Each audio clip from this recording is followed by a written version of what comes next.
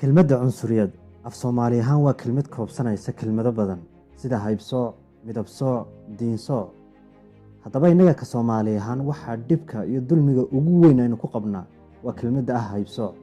oo maalin kasta waxaad arkaysaa maqlaysaa qof kaloo walaalkii ah ku leh laangaab baa tahay, midgaan baa tahay, jareer baa tahay.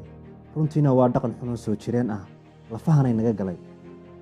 haddaba waxaan kiliibkan kugu soo gudbinayaa sida ugu fudud ee aad cudurkaa iskaga daweyn karto, qalbigana looga dhaqo. diyaar ma tahay? jawaabtaadu hadday haa tahay, in yar dareenkaaga isii.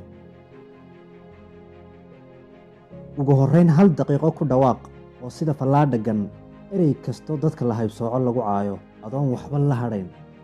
kadibna shakhsiyaddaada qofnimo u beddel qof ka mid ah dadkaas ama beelahaas la haybsooco.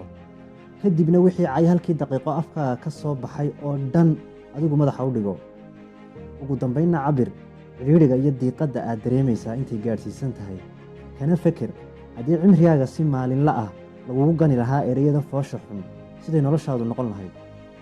haddii aad tijaabadan samayso balse qalbigaagu isbeddeli waayo, ogow ma tihid aadane ee waxaa tahay kuwii uu alla yidhi ulaa'ika kal ancaami bal hum adal. oo macnaheedu yahay kuwaasi waa sida xoolaha bal kaba sii baadisan.